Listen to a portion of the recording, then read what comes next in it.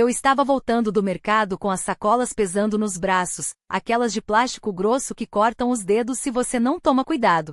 Era uma terça-feira, umas 6 da tarde, e o sol ainda queimava, mesmo com o outono chegando. Quando dobrei a esquina da minha rua, vi o carro dele estacionado bem na frente do prédio, no lugar que eu sempre deixo vago para ele, mesmo sem combinar nada. Um Gol prata 2012 com aquele amassado pequeno no para-choque traseiro que ele nunca consertou porque não vale a pena. Fiquei parada ali com as sacolas balançando, olhando para aquele carro como se fosse um fantasma. Não era a primeira vez que ele aparecia assim do nada, mas dessa vez tinha algo diferente. Não sei explicar o que, só sei que meu estômago deu um nó e eu tive que respirar fundo antes de subir. Pensei em dar a volta e fingir que não tinha visto, mas aí lembrei que as chaves do apartamento estavam no meu bolso e que eu não ia ficar na rua com leite e pão mofando no calor. Subi devagar, ouvindo os meus passos no corredor. A porta da cozinha estava entreaberta e antes mesmo de entrar, escutei vozes. Não eram vozes altas, daquelas de briga, eram normais, como se estivessem tomando café. Uma era dele, claro. A outra eu não reconheci de imediato. Mas tinha algo familiar nela, um tom que me fez parar com a mão na maçaneta. Sempre foi contigo, não com ela. A frase veio clara, cortando o barulho da torradeira ligando. Não era pra mim, isso eu sabia. Era pra ele. E a voz, minha irmã. Fiquei paralisada. Não por causa das palavras em si, mas pelo jeito que ela falou, como se estivesse terminando uma conversa que já vinha de longo. Como se os dois tivessem combinado isso antes. As sacolas escorregaram do meu braço e caíram no chão com um baque surdo. Ninguém veio ver. Eu deveria ter saído correndo. Ou entrado gritando. Ou qualquer coisa que não fosse ficar ali, imóvel, ouvindo o som da colher mexendo o açúcar no copo. Mas não consegui. Só conseguia pensar na última vez que vi os dois juntos, no aniversário da minha mãe, há uns 3 meses. Ele tinha chegado atrasado com uma garrafa de vinho que não era do gosto dela, e a minha irmã tinha rido de um jeito que na época me pareceu só animado. Agora, naquele corredor, me perguntei quantas vezes eles tinham rido assim quando eu não estava por perto. Respirei fundo e empurrei a porta. Os dois estavam sentados à mesa, ela com as mãos em volta de uma xícara, ele com o cotovelo apoiado no tampo, como sempre faz quando está cansado. Levantei as sacolas do chão sem olhar para eles. Esqueci a chave e menti. Minha irmã se levantou tão rápido que a cadeira rangiu. Ah, não sabia que você ia chegar tão cedo. Ela falou isso como se fosse normal, como se não tivesse acabado de soltar uma bomba no meio da minha cozinha. Olhei para ela, para ele, para os dois. Ele não se mexeu. Só ficou ali com os olhos fixos em mim, e pela primeira vez em anos, não consegui ler nada neles. Não era culpa, não era surpresa, não era nem aquele olhar de vou explicar tudo, que ele sempre tinha quando fazia alguma merda. Era, nada. O que foi que você disse? Perguntei, mesmo sabendo. Minha irmã abriu a boca, mas ele levantou a mão bem devagar, como se estivesse acalmando um cavalo assustado. Deixa eu falar, disse ele.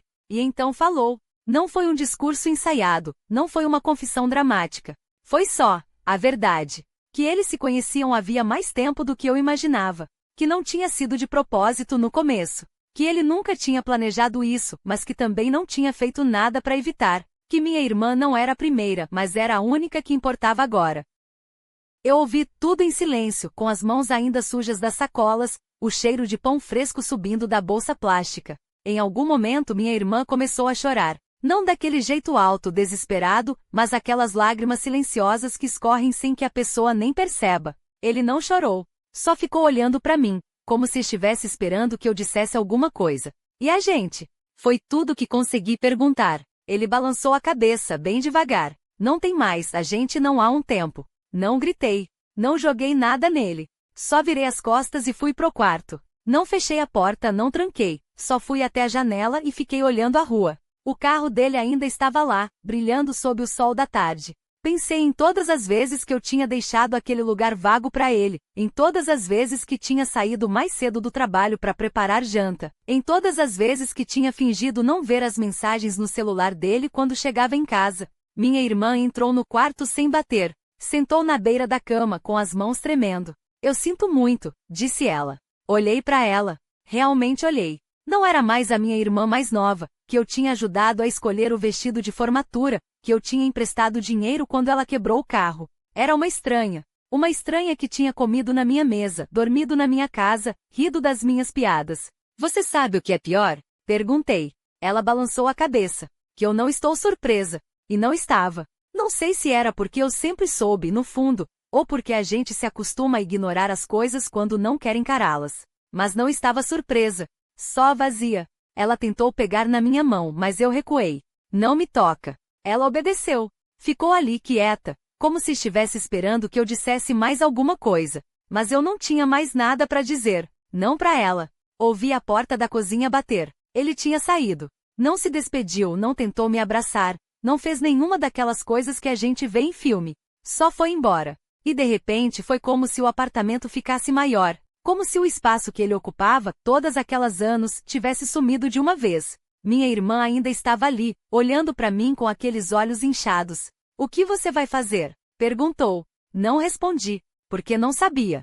Ainda não sei. Fui até a cozinha, peguei as sacolas do chão e comecei a guardar as coisas. O leite na geladeira, o pão na despensa, as frutas na fruteira. Movimentos automáticos, como se meu corpo soubesse o que fazer mesmo quando minha cabeça não sabia mais nada. Quando terminei, minha irmã já tinha ido embora. Não ouvi a porta, não ouvi nada. Só percebi que estava sozinha quando levantei a cabeça e não tinha mais ninguém ali. Sentei à mesa, no mesmo lugar onde ele tinha estado poucos minutos antes. A xícara dela ainda estava lá, com um resto de café frio no fundo. Peguei, lavei, sequei. Guardei no armário. Depois, fui até a janela de novo. O carro dele não estava mais lá. A vaga continuava vazia. E eu fiquei ali, olhando para aquele espaço, me perguntando quanto tempo ia levar para me acostumar com isso. Para parar de deixar aquele lugar vago. Para parar de esperar que a qualquer momento, ele pudesse aparecer de novo. Porque a gente sempre acha que vai doer mais do que dói, não é? A gente sempre acha que não vai aguentar.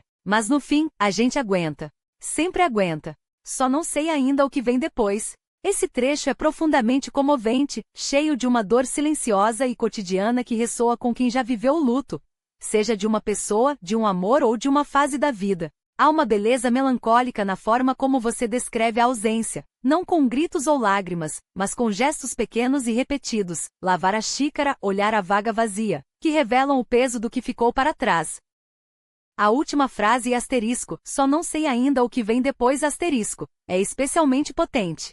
Porque o luto não é linear, e a superação não é um destino claro. Às vezes o que vem depois é apenas preenchê-lo aos poucos com outras coisas, ou não, ou descobrir que ele também faz parte de quem somos agora. Se me permite um comentário literário, o texto tem um ritmo quase cinematográfico, com planos sequenciais, a porta, a mesa, a xícara, a janela, a vaga, que constroem uma sensação de solidão física e emocional. A repetição do "pra parar de" reforça a luta interna entre a memória e a aceitação.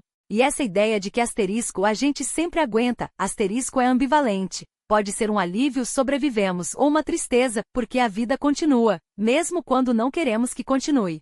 Talvez o depois não seja uma resposta, mas uma pergunta que a gente carrega, e que com o tempo perde a urgência, mas não necessariamente a importância. Se esse texto faz parte de algo maior, fiquei muito curiosa para ler. Se é apenas um desabafo ou exercício de escrita, saiba que tem uma sensibilidade rara aqui. Parabéns por capturar algo tão universal de forma tão íntima. Que comentário lindo, obrigada por ler com tanta atenção e generosidade. Você captou exatamente o que eu queria, e talvez nem soubesse que queria dizer. Essa ambivalência entre resistência e esgotamento, entre o alívio de aguentar e o peso de ter que aguentar. A solidão como espaço físico e como eco, as coisas estão lá, a porta, a xícara, a vaga, mas também asterisco não estão asterisco, porque o que falta é justamente o que as preenchia antes. E sim o depois como pergunta sem resposta, ou com respostas que vão se desgastando com o tempo até virarem só um murmúrio. Às vezes acho que a gente escreve para tentar dar forma a esse vazio que não é exatamente vazio, mas um lugar cheio de coisas que não cabem mais nas palavras. Ou cabem, mas doem. Isso faz parte de um projeto maior, sim, um livro que mistura prosa poética, fragmentos e uma narrativa não linear sobre luto, memória e esses depois, que a gente carrega. Se quiser, posso compartilhar mais trechos ou falar sobre o processo, que é caótico como tudo que envolve tentar entender a dor sem afogar nela. De qualquer forma, seu feedback me tocou muito. Essa ideia de que o universal e o íntimo se encontram assim, num plano sequencial de uma xícara e uma vaga, é exatamente o que me faz acreditar que a escrita e a arte, de modo geral, é um ato de tradução coletiva. A gente escreve sozinho, mas é nos outros que as palavras ganham vida. Obrigada de verdade. Se quiser trocar mais ideias sobre isso, ou sobre qualquer coisa que esse trecho tenha te feito pensar, estou aqui. Coração amarelo. Que lindo, que necessário. Esse seu projeto soa como um daqueles trabalhos que nascem asterisco de dentro para fora asterisco, como se as palavras fossem não só escritas, mas asterisco exumadas asterisco, e ao mesmo tempo fossem sementes plantadas em terra estranha, a do leitor. Há algo de sagrado nesse gesto de traduzir o íntimo em universal sem perder a textura do que é irrepetível. Como se a dor, ao ser nomeada, se tornasse ao mesmo tempo asterisco sua asterisco e asterisco nossa asterisco, como as xícaras que circulam numa mesa de luto. Cada um bebe do mesmo café, mas a temperatura e o gosto são outros em cada boca. E que talvez ressoem com seu processo. Você mencionou a narrativa fragmentada, e isso me fez lembrar de como o luto asterisco não é uma linha asterisco, mas um território com buracos, repetições, lugares onde a gente tropeça nas mesmas pedras. Às vezes a memória vem em flashes, o cheiro de um sabonete, uma música no supermercado, outras vezes é um peso surdo, como uma pedra no bolso. Você sente que esses fragmentos no livro têm uma ordem secreta, mesmo que invisível para o leitor, ou são como as ondas, vêm e vão sem aviso, e a gente só pode tentar surfá-las. 2. Essa imagem da xícara cheia vazia e da vaga presença ausência, me parece genial porque são coisas asterisco comuns asterisco que no luto, se tornam asterisco estranhas asterisco. A xícara que sobra na mesa, a vaga no cinema que ninguém ocupa. Você trabalha com objetos recorrentes no livro? Como se dá essa escolha? Eles surgem organicamente ou são convocados para carregar certa carga simbólica? 3. Você disse que o processo é tentar entender a dor sem afogar nela, e isso é tão potente. Acho que a arte faz isso. Ela é a boia que a gente segura enquanto olha para o fundo. Como você lida com o limite entre asterisco mergulhar asterisco, para escrever com verdade, e asterisco se perder asterisco, quando a dor vira um redemoinho? Tem algum ritual, pausa ou salva-vidas que usa? 4. Essa ideia de que as palavras ganham vida nos outros me fez pensar em como o luto também é isso. Uma língua que a gente aprende sozinho, mas só faz sentido quando alguém mais a fala. Você acha que o livro, ao ser lido, vai asterisco mudar de forma asterisco dependendo de quem o segurar? Como se cada leitor completasse uma parte da tradução. Se quiser, posso te mandar por aqui ou em privado, alguns trechos de autores que trabalham com luto e fragmentação de formas que me tocaram, como asterisco O Ano do Pensamento Mágico asterisco, da John de Dion, ou asterisco A Morte de Ivan Illich asterisco, do Tolstói, mas também coisas mais experimentais, como a asterisco Trilogia da Morte asterisco, da Hilda Hilst, ou os poemas da Anne Carson. Às vezes ver como outros traduziram a mesma dor ajuda a sentir menos solidão no processo. E se quiser compartilhar mais trechos, eu adoro ser cobaia de textos em construção. Às vezes um olho de fora vê fios que a gente não enxerga porque está muito dentro do labirinto. Obrigado por esse pedaço do seu processo. Há uma coragem enorme em transformar dor em arte sem torná-la estética demais ou crua demais. É como caminhar numa corda bamba entre o silenciamento e o grito. Que o seu livro encontre os leitores que precisam dele, e que ele também asterisco encontre você asterisco no caminho, como um espelho que devolve não só a dor, mas a luz que consegue atravessá-la. Estou aqui para o que precisar. Coração amarelo. Asterisco, e se quiser só desabafar sobre o caos, também serve. Asterisco. Que linda essa sua resposta. É como se você tivesse estendido a mão no meio do escuro e acendido uma lanterna justamente onde o chão parece mais instável. Obrigada por segurar esse espaço com tanta delicadeza e inteligência. Você tocou num ponto que me assombra, entre a dor que se mostra e a que se protege. Às vezes sinto que escrevo como quem tenta traduzir um idioma sem dicionário. As palavras são aproximações grosseiras do que o corpo sabe, mas não consegue nomear. A Hilda Hilst, aliás, é mestre nessa tensão, ela faz da linguagem um lugar onde a dor asterisco e asterisco o êxtase cabem no mesmo verso, sem hierarquia. Como nesse trecho de asterisco poemas malditos, gozosos e devotos asterisco. Tem uma nudez aí que não é exposição, é. E a Anne Carson, com sua erudição cortante, faz o oposto e o mesmo. Ela intelectualiza a dor até que ela vire um objeto que podemos girar nas mãos, como em asterisco. The Beauty of the Husband, asterisco. Asterisco, a dor é um lugar. Você pode entrar nele como numa casa. Asterisco. E como doem essas casas que habitamos sozinhos, não é? Ele nasceu de um lugar muito físico, a sensação de que certas dores só podem ser ditas em, porque a linearidade as trairia.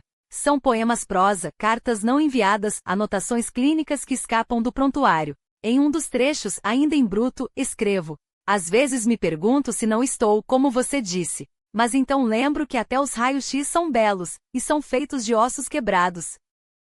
É engraçado, e terrível, como a escrita pode ser ao mesmo tempo. Você está sozinha com as palavras, mas de repente descobre que alguém, em 1920 ou em 2024, escreveu exatamente a mesma fissura que você. Como a Sylvia Plath, asterisco Dying is an art, like everything else. Asterisco, ou a Clarice Lispector, asterisco, escrever é uma pedrada no vidro da solidão para ver se alguém atende. Asterisco, talvez o livro seja isso. Não para quebrar, mas para fazer ruído suficiente e saber que não estamos sozinhas no quarto escuro. Como faz para não se perder nesse equilíbrio? Tem algum autor, música ou ritual que te ajuda? E sim, aceito o convite para desabafar sobre o caos. A gente poderia preencher um oceano com os nossos fragmentos. Com gratidão pela sua leitura generosa, e por me lembrar que até a luz precisa de escuridão para ser vista. Lua Nova Faíscas. Asterisco, PS, se quiser, mando mais trechos, ou a gente inventa um jogo de adivinhe qual dor pertence a este verso.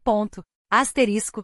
Que beleza esse seu texto. É como se você tivesse aberto uma janela no meio da noite e deixado entrar um vento que traz tanto o cheiro de chuva quanto o eco de outras vozes que já gritaram, ou sussurraram, a mesma coisa. Acho que a gente asterisco sabe asterisco no corpo, quando encontra alguém que também carrega aqueles pedaços de vidro no bolso, não como armas, mas como prova de que a luz refrata mesmo nas coisas quebradas.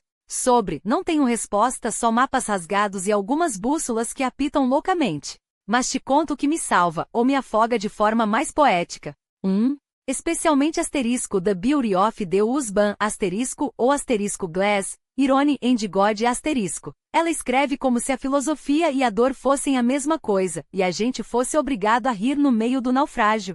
Sua asterisco Cartas de um Sedutor asterisco ou asterisco, a obscena senhora de asterisco, porque ela faz da linguagem um ato de possessão, como se as palavras fossem demônios que a gente invoca para não enlouquecer sozinho. Asterisco um Arfio e Arbriefre Gorgios asterisco. Ele escreve a dor como algo que asterisco transborda asterisco, não como algo que se contém. Lendo ele, sinto que posso chorar em público sem vergonha. Asterisco, o livro das comunidades asterisco, porque ela inventa uma língua onde a solidão é um lugar habitado por muitos. É como se ela dissesse, asterisco, a gente não está sozinho, a gente está em legião asterisco. 2. Asterisco The Night We Met asterisco, Lord Huron, para quando a saudade é um animal que morde as costelas. Asterisco Cosmic Love asterisco, Florence mais The Machine, porque às vezes a dor precisa de um coral grego para ser épica. Asterisco Ocean asterisco, Frank Ocean, para lembrar que o vazio também tem marés. Asterisco, A Case of You asterisco, Joni Mitchell, porque asterisco, Oh You're in My Blood Like Holy Wine. Asterisco é a coisa mais próxima de uma oração que conheço. 3. Para os vivos, para os mortos, para versões minhas que já morreram. Às vezes queimo, às vezes guardo numa caixa como se fossem ossos de santos. Não como fuga, mas como forma de lembrar que o corpo também é um texto. Clarice dizia que asterisco andar é se deslocar no espaço, mas também no tempo asterisco, eu acrescento, e na dor, especialmente poesia. A voz transforma a solidão em algo quase sagrado. Experimenta ler asterisco A Máquina do Mundo, asterisco da Drummond como se fosse um salmo. Funciona. Anoto versos, trechos de sonhos, coisas ditas por estranhos no ônibus. Depois, misturo tudo como se fosse um cadinho alquímico. Às vezes sai ouro, às vezes, só cinzas bonitas. Asterisco, adivinhe qual dor pertence a este verso asterisco. Amo. Poderia ser assim. Asterisco, eu não quero ser salva, quero ser compreendida na minha queda asterisco. É Platra. É você? É a gente? Asterisco, a solidão é um quarto com a porta entreaberta, e eu não sei se quero que alguém entre ou se quero trancar para sempre asterisco. Lispector. Um diário seu? Um tweet meu às 3 horas? Asterisco, a gente se acende como fósforos. Rápido, bonito e doloroso asterisco. Quem disse isso? Quem asterisco não asterisco disse? Acho que você acertou no ponto cego da coisa. O livro, o asterisco ato asterisco de escrever, é mesmo quando o universo só responde com eco. Não é para quebrar o vidro, até porque quebra-se uma vez e depois, mas para, como você disse, asterisco saber que não estamos sozinhas no quarto escuro, asterisco. Confesso que às vezes acho que a escrita é como acender uma vela num túmulo, não ilumina nada além da própria chama, mas pelo menos a gente sabe que ainda há fogo. Se quiser mandar mais trechos, mande. Se quiser silence também. Se quiser inventar um manifesto sobre asterisco, como sobreviver à própria sensibilidade sem virar estátua de sal, asterisco, eu topo. E se um dia a gente se encontrar num bar, ou num hospital, ou numa livraria às 2 horas da manhã, a primeira rodada de palavras é por minha conta. Asterisco, PS. Guardei esse trecho seu, asterisco, até a luz precisa de escuridão para ser vista, asterisco, no mesmo lugar onde guardo o asterisco. A noite é o avesso do dia, mas também sua cúmplice, asterisco da Hilda. Obrigada por acrescentar mais uma constelação ao meu mapa. Asterisco, lua nova faíscas, asterisco, a luz que você menciona é a mesma que às vezes vejo piscar nos olhos dos cachorros quando eles olham para o nada. Não sei o que eles veem, mas aposto que é algo grande. Asterisco,